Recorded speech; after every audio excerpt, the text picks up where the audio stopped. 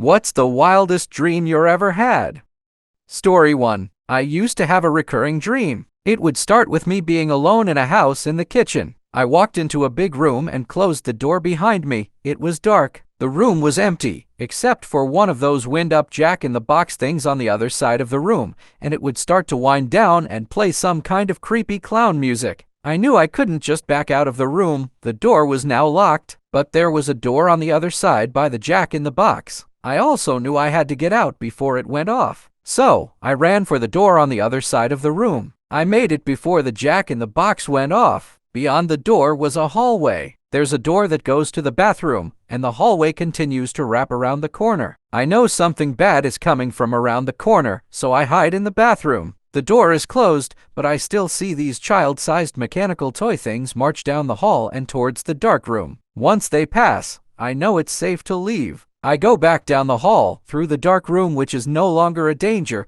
I know the door is unlocked now, and I go back to the kitchen. Then a group of friends comes in from outside. They are done roasting marshmallows over a campfire. I feel safe again, and the dream ends. This dream always happened exactly the same way, feelings and all. It was like I kept having it for the first time. Only upon waking up did I realize I'd had it again, and I always woke up after the dream ended, as far as I know.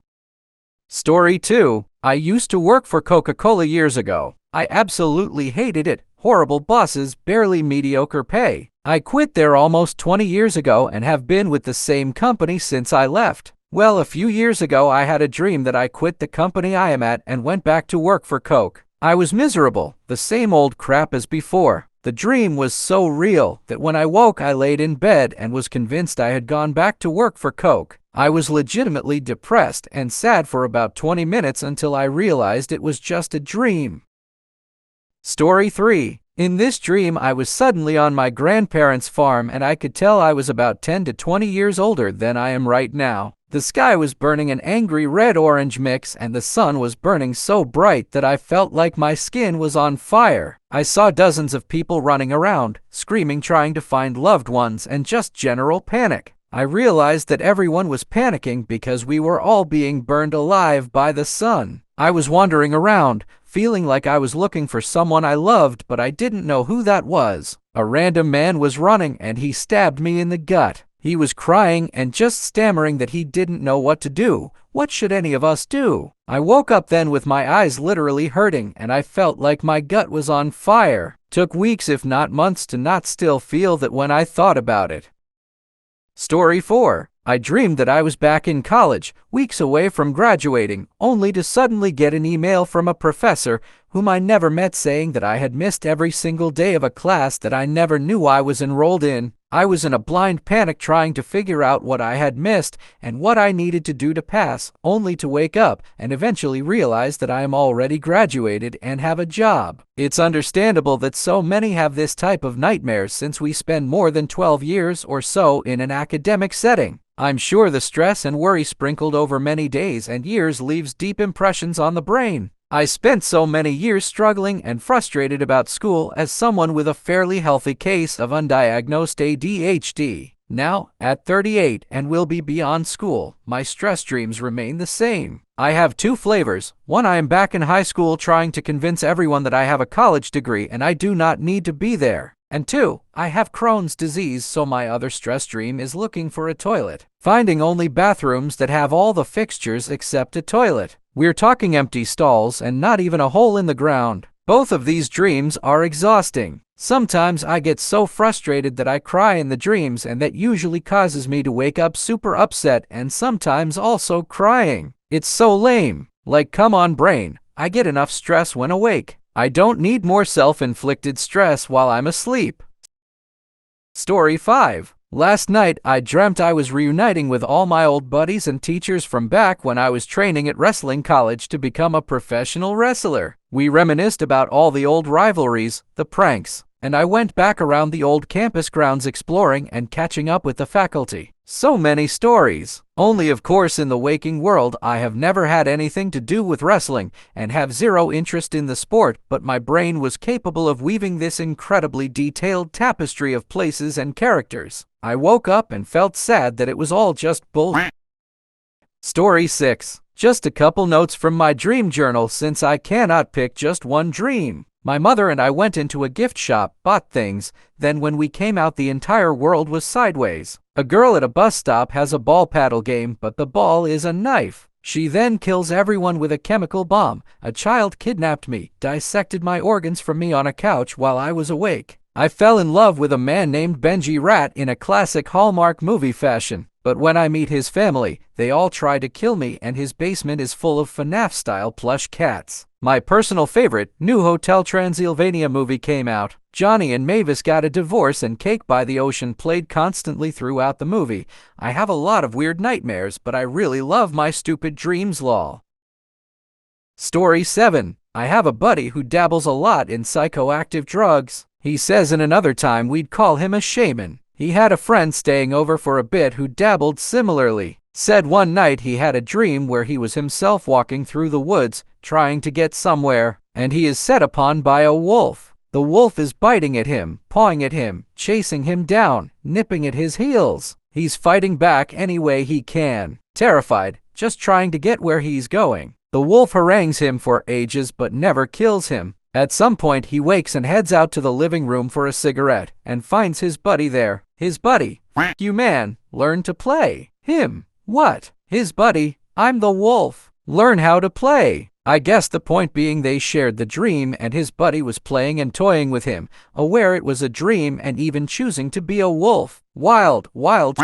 He has hundreds of stories like this. He really may be some type of shaman. I don't know. Weird spiritual shit happens over there. He lives in his family's home, since his grandfather built it. He's an but he's a good dude. I should go hang out with him. It's been too long.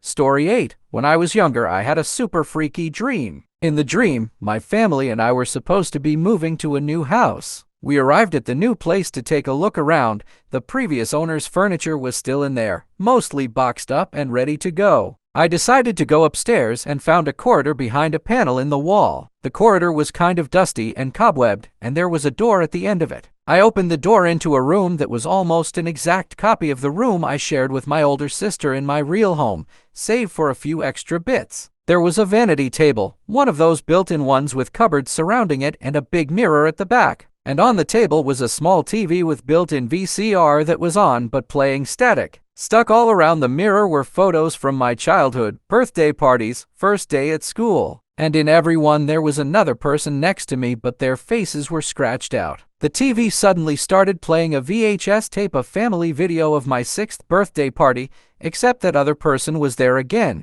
but the face was blurred out. There were other copies of things around the room I had as a kid or drawings I remember doing, but they all had a different name on them. Dream me got creeped out and left the room and walked back downstairs to join my family as they were leaving the house. I turned back and glanced up the stairs to see someone who looked exactly like me peeking around the top of the stairs, looking straight back at me. Absolutely freaked me out, and I told my mom about it when I woke up. She seemed fairly nonplussed and chose to respond by saying, "Well, you were a twin," but I miscarried. Maybe they were saying hello. Story 9. My worst dreams are about my best friend who passed away. I've had multiple where she is suddenly alive again, and I'm overjoyed while she's embarrassed about me making a big deal over her. I take her back to see her family and show her parents that she's okay, but before we can make it there, she stumbles into me and collapses, seizing. I carry her as far as I can, but I'm not strong enough or fast enough to get her to someone who can save her before she dies in my arms. It's been over 5 years since she passed, and I don't think about her all the time the way I used to, which makes these dreams hurt even worse when they hit me out of nowhere.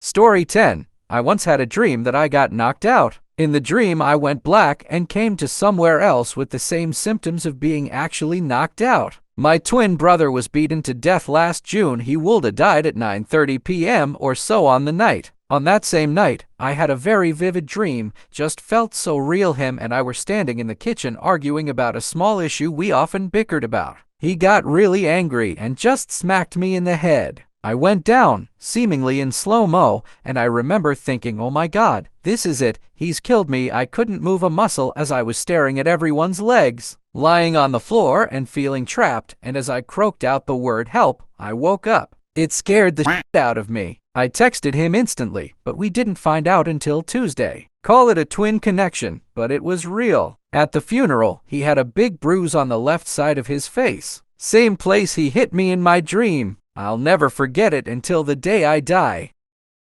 Story 11. Had a dream where I was walking by an elementary school and heard banging. Looked at the school and a bunch of children and babies were banging on the windows with their bloody hands. So I rush over to save them but realize my feet hurt. I look down and the grass is made of razor blades. I fall over and look up into the tree to see a bunch of babies and children hanging from nooses, struggling to breathe.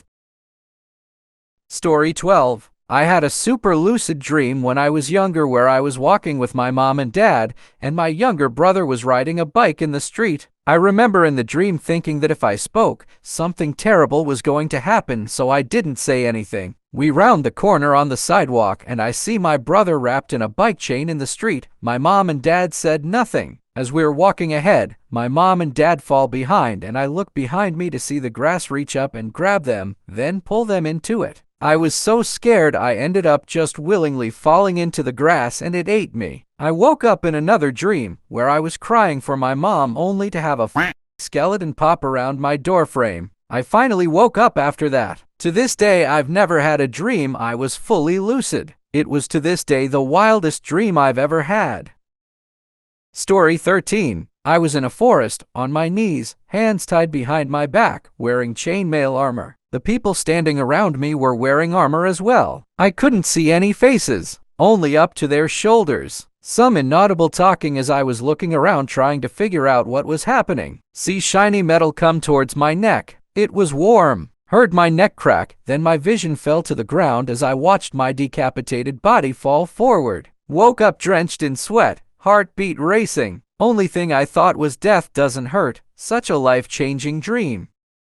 Story 14. It was a typical horror movie setting. I was staying in a dark house with other young persons who were dying one after another in strange, superficial ways. The last one died by starting to throw up goose eggs with a colorful logo printed on them. At the end, the front of his face split open. The young staff of the house turned out to be apprentices of a magician and were all into gruesome self-harm, but a certain spell held them together. I remained the last survivor when the chief magician, a tall person with a really small head, revealed himself. At that point, he and the staff started to openly discuss how to kill me. However, there was this mobile video game created by a powerful magician, which they were playing. After completing each level, powerful spells were revealed on the screen. They were not able to pass the last level with the ultimate spell as a reward. I did manage to win and showed my success from afar. Then I quickly turned off the phone, telling them I'll tell them how to win if they keep me alive. The magician with the small head started to think what to do with me. He climbed the window and suspended himself from the top with his hands behind his back, close to dislocating his shoulders. Then I woke up. Story 15. At the start, I was walking through my old university campus when I was confronted by an ex who I had dated at a different university. She started to yell at me about how I had given her a horseshoe hammer in an incorrect manner, and we argued for a little bit. We then told each other that we would see each other tonight at her place for dinner. I then walked into a bar and sat down at the counter with the bartender facing away from me. We start chatting about relationship troubles and he is giving me great relationship advice. He then turns around and it's fucking Sean Hannity from Fox News. Sean then starts telling me all this great advice, and I'm sitting there absolutely flabbergasted like I can see my reflection behind him and it's clear that I am confused by the whole thing. I proceed to interrupt him and we then have this exchange. Me, hold on a fucking minute, aren't you supposed to be on Fox News? Sean, oh that's my side gig, this bartending is my day job. Me, okay, I then pay for my drink, wish him a nice day, and walk out the front door. I am now on a patio about 2,000 feet off the ground. In front of me is some large harbor area filled with mud and water. In the distance is the skyline of some shattered city. In this harbor is a number of absolutely massive submarines scattered in various parts. The pieces then start pulling themselves together into these huge submarines. I blink my eyes closed. I reopen my eyes and I am somewhere different. I am in some large underground lab, decked out in body armor with an AK in my hands. A earpiece in my ear tells me that I need to get the fuck out of there. I start running and come into a room where a number of scientists are working on various projects. They see me, start yelling, grab tools and run towards me. I shot all of them without a blink. I keep running. I go through the next door. Now I am on a rooftop alongside a busy highway. I am being shot at and I return fire. I tend to jump off the roof onto the highway and keep running. The gunfire stops and I start walking. I blink to take a deep breath of nighttime air and I wake up. I swear to God that this dream happened. Story 16. Just woke up from a very trippy one. The concept itself was weird, as a woman was walking me through her dream, and I was essentially inside it and I could hear her narration of it. She was stuck in a kinda remote rural village. Everyone there looked slightly off, but I can't really point my finger at why exactly. At some point she entered a building that was like a one-room school, but there were only a handful of adults there. They all wore slightly old-fashioned clothes like around the 1950s, I guess, and looked very serious. However, for some random reason, one of those people was showcasing an assortment of novelty toys. I saw one that was supposed to be fun eyebrows that would attach to your face. What it actually was like a long strip of segmented plastic, like a bunch of sheets vertically attached to each other, all black in color, with the topmost one having a very tiny pair of googly eyes and eyebrows at each top corner. Basically, you were supposed to glue the whole thing to your body, and the eyes and eyebrows would essentially be floating quite a few centimeters off your face. I think the sheets were supposed to be transparent. That's the only way it minimally makes any sense, but it's still completely random. Either way, for some reason the thought of playing with that filled me with so much dread that I woke up. Story 17. We are in the future, and I'm on a huge prison train full of dozens, if not hundreds of other people. I remember the train was really wide. It wasn't running on one set of tracks, but probably 8 or more tracks in parallel to support its girth. Lots of big armored guards looking like dudes out of Warhammer or Fallout. I eventually get to the destination, and I'm dragged before their emperor. He's running the whole show. This guy has absolute power and is ruling ruthlessly, and the whole world is suffering. I remember feeling so overcome and helpless and just sad. I had no weapons. I was not some crazy strong person who could assassinate him, just one frail broken man in a broken world, and they certainly didn't have any reason to fear me. As they dragged me closer, I eventually got face to face with him, and he was just as supervillain badass as you can imagine. On his throne, surrounded by guards and sniveling advisors. And I grabbed him. And let out all the emotion I could. I thought about every person who was suffering, everyone who was in pain, all the sorrow of the world, but also all we had before the war, all the joy and pleasure and love of mankind. I thought of green fertile fields where now there was a wasteland, of clear skies full of birds instead of bombs, oceans empty of pollution and filled with life. I thought how it didn't need to be this way, all in the blink of an eye. And he saw. He realized what was happening was wrong. Everything. That their conquest was just nihilism. That the vast efforts they were putting into controlling and winning was their ultimate defeat. That he alone has the power to stop it and take us back. And then I woke up.